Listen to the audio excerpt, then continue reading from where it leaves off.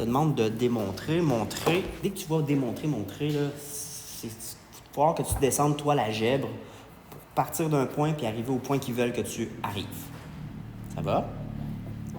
Donc, dans le premier, on te donne deux nombres, M et N.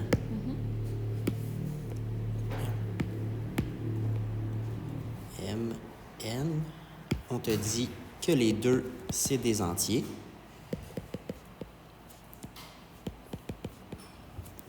Ça va? On te donne le polynôme auquel ils appartiennent, qui est P de x égale x à la 2 plus m de x plus mx plus mn. Ah.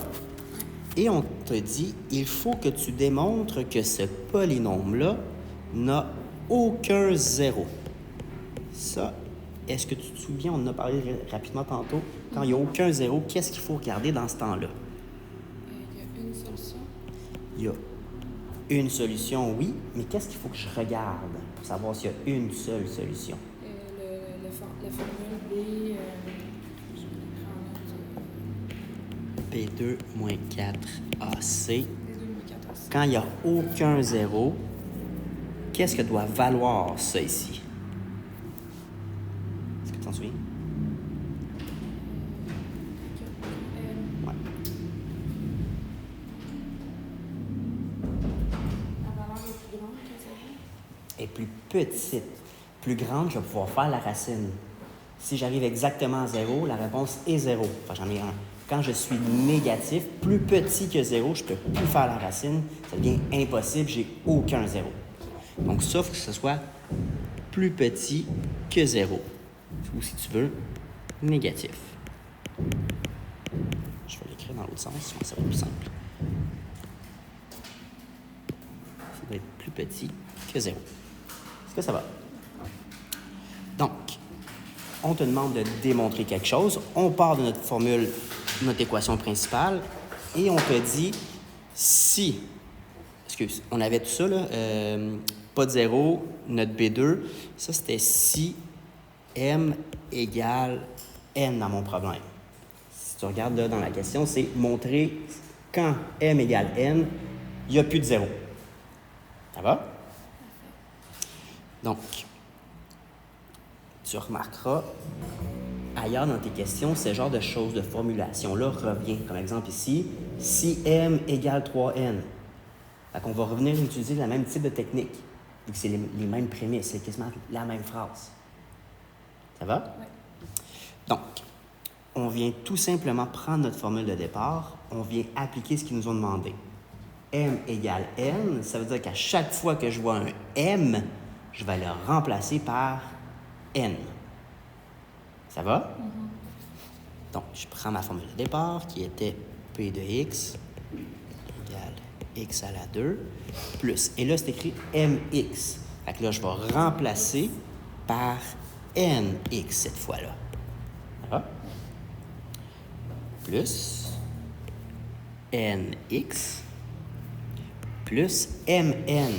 Mais là, je vais remplacer le m par le n. Est-ce que ça va jusque-là? Et là, je ne sais pas si tu remarques, on a ça et on a ça qui sont deux termes semblables. Donc là, on met les termes semblables ensemble. Je vais continuer en bleu, là. X à la 2.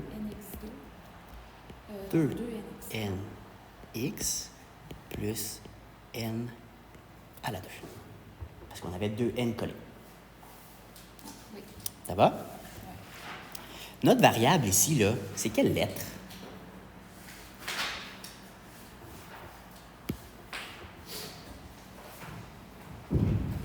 C'est notre x. Fait que x, c'est ma variable, x, c'est ma variable, et pas de x. Vois-tu que j'ai x à la 2, j'ai quelque chose avec des x, et j'ai quelque chose sans x. C'est un trinôme, ça. Ça va?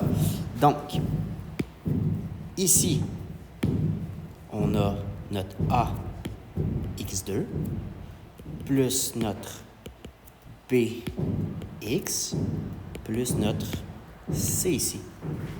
Ça va? Maintenant que j'ai ciblé ça, je pars avec ma formule. Il faut que j'aille vérifier mon B2 moins 4AC. Fait que là, je prends mon B. Mon B, c'était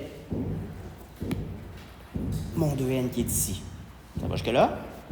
Donc, j'écris 2N à la 2.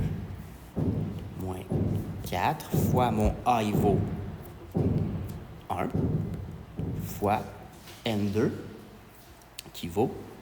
mon C, excuse, qui vaut N2 qui vaut... Ben là, on va le laisser à N. Là. N2 comme ça. Est-ce que ça va jusque-là? Oui. Excuse, ça devrait être... non, tout va bien. Puis il n'y a pas de racine parce que c'est juste le petit bout. C'est juste le petit bout. C'est lui que je viens vérifier. Il faut qu'il soit, celui-là, plus petit que mon 0. Ça va toujours? Vois-tu que pour l'instant, j'ai utilisé aucun chiffre.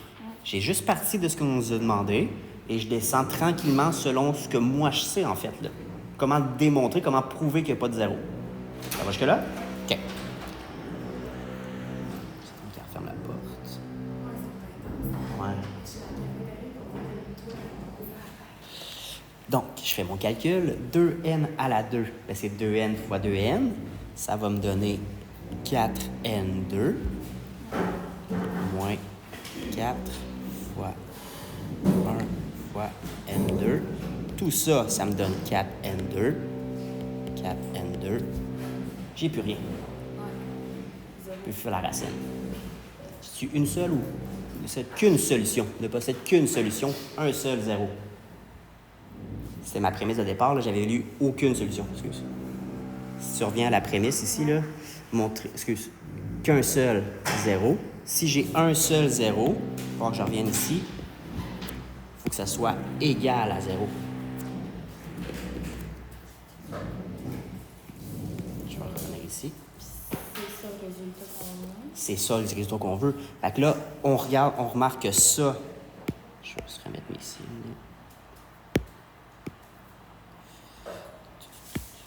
Ça. Quand je fais mon 4N2 moins 4N2, ça me donne 0. Oui. Moi, je devais arriver à quelque chose qui me donne 0 ici. Donc là, je viens de démontrer que quand je remplace mon M par un N au bout de la ligne, quand je fais ma méthode, je me ramasse avec une seule solution. J'arrête là. Je n'ai pas besoin d'aller plus loin. Parfait. Tu ferais peut-être une petite phrase, donc aucune solution. Quelque chose comme ça. Un point de plus. Un point de plus. Est-ce que ça va?